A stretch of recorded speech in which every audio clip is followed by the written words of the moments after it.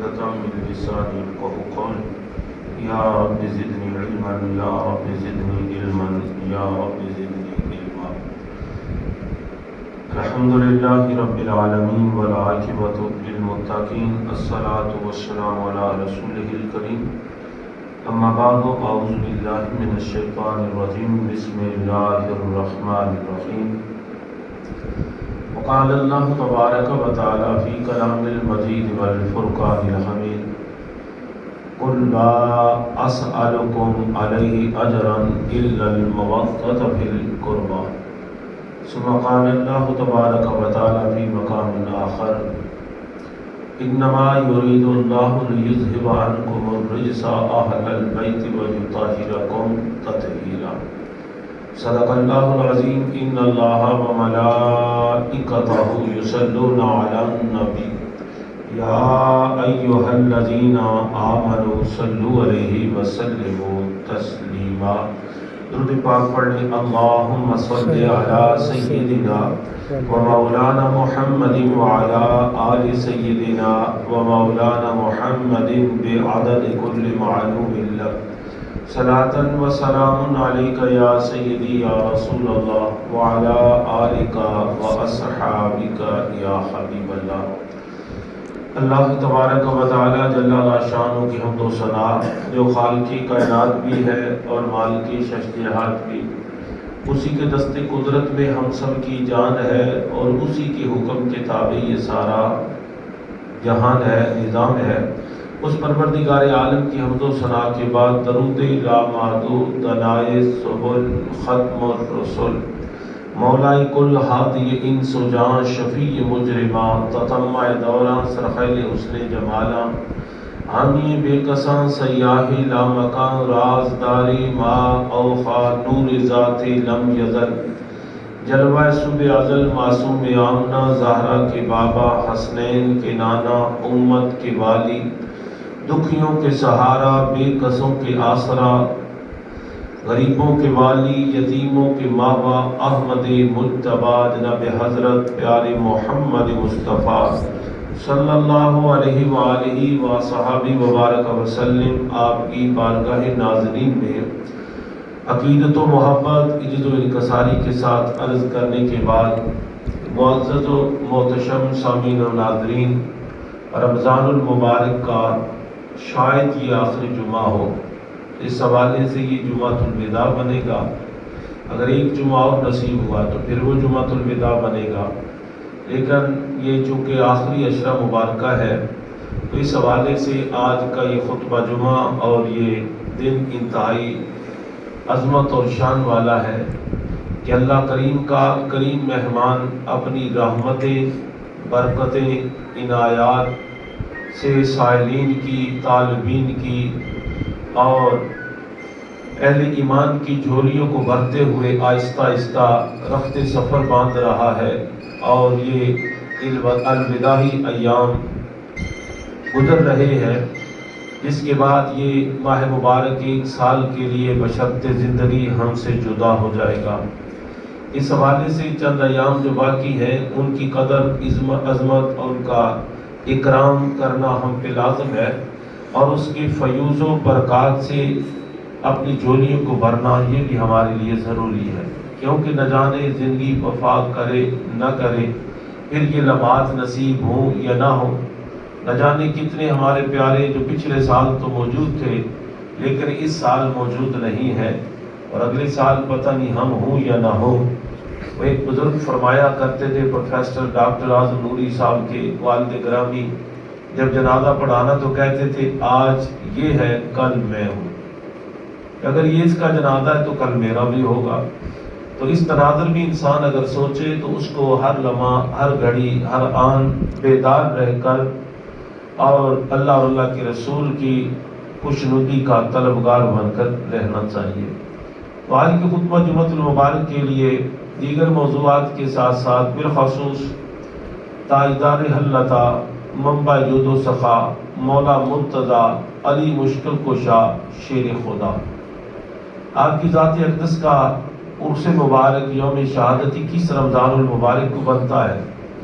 تو اس حوالے سے جمعہ ساتھ یہی بنتا تھا۔ تو آج اس خطبہ جمعہ میں جتنا وقت میسر آئے گا آپ کی بارگاہ میں عقیدتوں کی مالا پیش کی جائے گی، اس لیے کہ در قبول افتاد زیز و شاد، اگر ان کی بارگاہ میں ایک جملہ میرا سنانا آپ کا عقیدت کے ساتھ سننا قبول ہو گیا تو ہماری دنیا اور آخرت سنور جائے گی۔ عزیزان گرامی قدر، مولا کائنات حضرت علی کرم اللہ وجہ کے دامن میں جو سعادتیں ہیں وہ سب سے انفرادیت والی ہے، وراء الورا ہے۔ ایک بات میں ابتداً کہہ دوں کہ جب بھی کسی شخصیت کا تذکرہ نور کیا جاتا ہے تو ان کے حوالے سے جو بات کی جاتی وہ انہی کی خصوصیات میں سے ہوتی ہے، تو اس میں اپنے آپ یہ تجزیہ اور رزلٹ یا ایک پیمانہ بنا لینا کہ پھر فلاں کے دامن میں یہ کچھ نہیں اور یا اس کے دامن میں یہ کیا ہے، یہ ہمارے وقتی جذبات ہوتے ہیں۔ اصل میں جو موضوع ہو اس ہستی کے بارے میں جو اللہ اور اللہ کے رسول کے فرامین ہیں ان کا بیان کرنا لازم ہوتا ہے، اور یہ شانیں بڑھانا گھٹانا یہ ہمارا کام نہیں۔ رب شانیں دے رہا ہے، اللہ کے بندے اس سے جولیاں بھر رہے ہیں۔ تو بعد از نبوت جتنی بھی ہستیاں عظمت اور شان والی ہیں ان میں ایک تابندہ ستارہ، بلکہ اگر اس کو کہوں کہ قطب ستارہ، کہ جس کے سے آگے ستارے بھی نور حاصل کرتے ہیں اور دنیا منور ہو کر اپنی جہتیں اپنی سمتیں مقرر کر کے راہ حق کے مسافر بنتے اس ہستی کو مولا کائنات حضرت علی کہتے ہیں۔ خاندانی شرف یہ ہے کہ یہ بنو ہاشم کے چشم و چراغ ہیں۔ یاد رکھنا دنیا میں جتنے بھی قبائل آئے آدم علیہ السلام سے لے کر صبح قیامت تک سب سے بڑی شان والا قبیلہ میرے مصطفیٰ کا ہے، خاندانی مصطفیٰ ہے۔ پھر اس خاندان میں آدم علیہ السلام سے لے کر کریم آقا تک بڑی مقدس اولو العزم ہستیاں آئیں، کچھ رسول بھی آئے، کچھ نبی بھی آئے، کچھ نبی اور مرسل دونوں بن کر آئے، صاحب شریعت پیغمبر آتے رہے، بڑے بڑے مجاہد آتے رہے، بڑے بڑے متقی اور زاہد آتے رہے، اور یہ سلسلہ نور جب حضرت عبداللہ کے گھر میں پہنچتا ہے پھر سیدہ طیبہ طاہرہ حضرت آمنہ کے بطن پاک سے وہ ہستی اس دنیا میں تشریف لاتے ہیں جو وجہ تخلیق کائنات ہے، اللہ کے محبوب ہے، وہ ذات محمد مصطفیٰ ہے۔ اور یہ اللہ کی مخلوق جتنی مخلوق نہیں بلکہ مخلوقات ہیں سب سے بڑھ کر شان ہے تو آمنہ کے لال کا ہے۔ اور اسی خاندان میں پھر آگے جب کڑی چلتی ہے تو پھر ایک جملہ میرا ذہن میں رکھنا، بڑی عظمت والے آتے رہیں گے بنو ہاشم میں، لیکن اللہ کی عزت کی قسم جو رب نے عظمت شان رفعت مقام مولا کائنات کو عطا کیا ہے نہ وہ پہلے کسی کو نصیب ہوا نہ بعد میں کسی کے حصے میں آئے گا، کیونکہ یہ جملہ جب بولا جاتا ہے تو حقیقت پر مبنی ہے کہ علی علی ہے، علی علی ہے۔ کون مولا علی؟ کہ جن کی ساری سعادتیں ساری عظمتیں در مصطفیٰ سے یوں ملتی ہیں کہ خاندان بنو ہاشم ہے، رشتے میں دیکھیں تو اللہ کے رسول صلی اللہ علیہ وسلم کے سگے چچا کے بیٹے ہیں، چچا اور بھی تھے لیکن جو سگے چچا ہیں ان کے بیٹے ہیں، اور احباب ذی بکار۔ پھر آگے نسبتیں دیکھیں، شرف دیکھیں، آپ کی ولادت جب ہوئی تو یہ اس نے انتظام نہیں تھا بلکہ اللہ کا انتخاب تھا۔ آپ کی والدہ ماجدہ جن کا نامی اسم گرامی فاطمہ بنت اسد ہے رحمت اللہ تعالی علیہا۔ یہ بھی یاد رکھنا بعض ہستیاں باپ کی طرف سے شرف والی ہیں، بعض ماں کی طرف سے شرف والی ہیں۔ مولا کائنات کی یہ عظمت ہے کہ آپ کی ماں بھی بنو ہاشم سے ہے، آپ کا باپ بھی بنو ہاشم سے،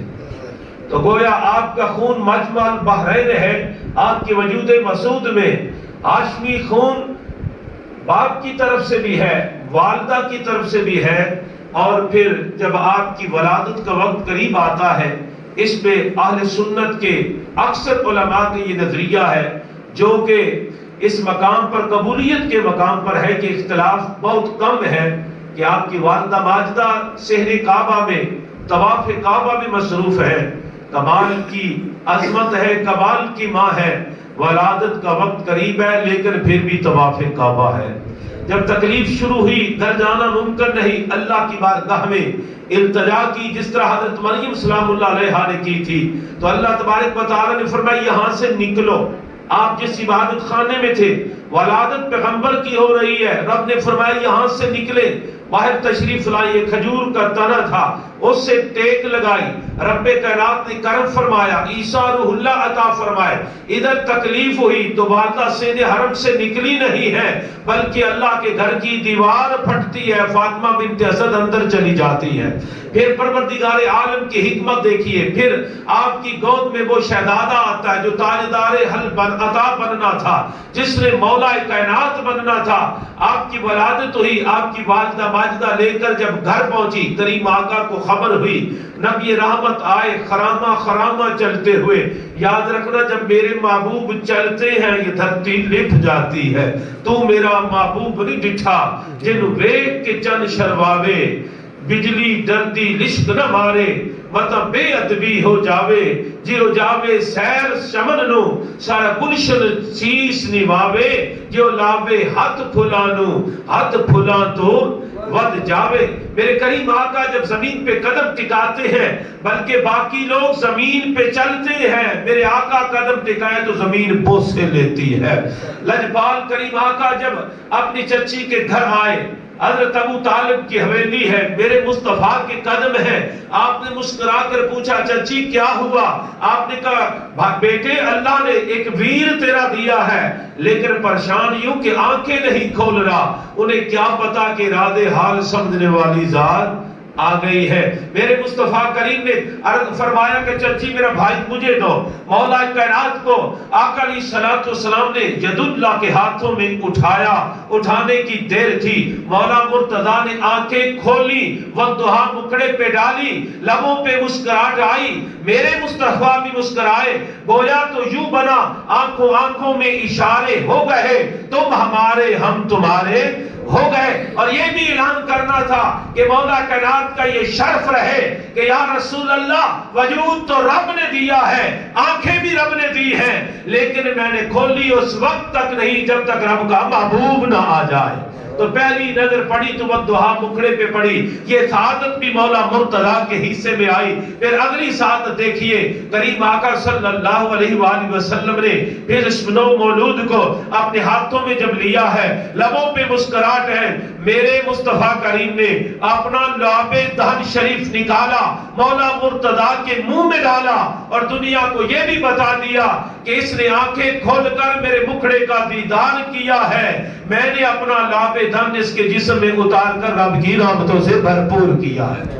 عزیزان گرامی کا یہ بچپن گزرتا ہے، پھر رغبت یہ قدرتی بچوں میں سے، بھائیوں میں سے، رشتہ داروں میں سے یہ قدرتی بھی ہوتی جاتی، میلان طبع ایک کے ساتھ زیادہ ہوتا ہے، لیکن اس ہستی کو لاکھوں سلام پیش کرتا ہوں کہ جن کی طرف میلان طبع ذات مصطفیٰ کا ہے، یہ بھائیوں میں جب کھیلتے ہیں، اٹھتے ہیں، بیٹھتے ہیں، مولا مرتضیٰ میرے آقا کے قریب رہتے ہیں، نبی رحمت بھی جب وقت آتا ہے حضرت علی کو اپنے پاس بٹھاتے ہیں۔ پھر یہ آپ سن چکے ہیں کہ حضور سید عالم صلی اللہ علیہ وسلم کی ذات اقدس نے پھر مزید کرم کیا، یہ سعادت بھی مولا علی کے حصے میں آئی۔ آپ نے اپنے چچا حضرت عباس کو اور اپنے چچا سید الشہداء امیر حمزہ سے عرض کیا چچا جان میرے چچا حضرت ابو طالب کے بچے زیادہ ہیں، مکہ میں قحط پڑ گیا ہے، مالی بوجھ بڑھ گیا ہے، ان کے گھر افرادی قوت زیادہ ہے، اسباب تھوڑے ہیں، کیوں نہ ایک ایک بیٹا ہم لے آئیں، خدمت ہم کریں تاکہ ان کا بوجھ جو ہے وہ کم ہو جائے۔ لیکن یہ ایک لمحے کا رکیے، پہلے بھی آپ نے مجھ سے سنا ہوگا کیونکہ یہ موضوع تو آتا رہتا ہے، وہ جملہ ذوق کے لیے پھر عرض کر رہا ہوں، یہ بات اپنی جگہ پہ صحیح تھی کہ ان کا مالی بوجھ ہٹانا تھا، لیکن اگر میرے آقا وہاں لنگر بھیج دیتے بوجھ اور آسانی سے گھٹتا، میرے آقا وہاں پہ دعا کر کے آتے بوجھ اور گھٹتا۔ یہ انتخاب کر کے گھر لانا تھا تو در حقیقت دنیا کو بتانا تھا کہ جس کے بیٹے میں نیزے پہ قرآن پڑھنا ہے، جس نے تاجدار حل عطا بننا ہے، جس نے منبع جود و سخا بننا ہے، جس نے میرے علم کے شہر کا در بننا ہے، جس نے حکمت کے شہر کا باپ بننا ہے، اس علی کو میں نے پہلے دن سے اپنی صحبت میں اختیار بھی کرنا ہے۔ آقا علیہ السلام نے جا کر مولا کائنات کو لیا، دونوں چچا ساتھ ہیں، آپ کے دوسرے بھائی جو طالب ہے ان کو حضرت امیر حمزہ نے لے لیا، اور جو دوسرے بھائی حارث ان کو حضرت عباس نے لے لیا۔ مولا کائنات حضرت علی کی انگلی پکڑی تو میرے مصطفیٰ نے پکڑی، تو یوں اشارہ کر یہ بھی بتا دیا اے علی تیری انگلی آج میں پکڑ رہا ہوں، کل میرے بعد میرے دین کی انگلی تو پکڑے گا۔ تو مولا کائنات حضرت علی کرم اللہ وجہ جو دسترخوان مصطفیٰ پہ آ گئے۔ اب یہ دیکھیں تربیت شروع ہو گئی۔ جو بھی مرید اپنے شیخ کے حجرہ خاص میں رہتا ہے، جو بھی مرید شیخ کی توجہ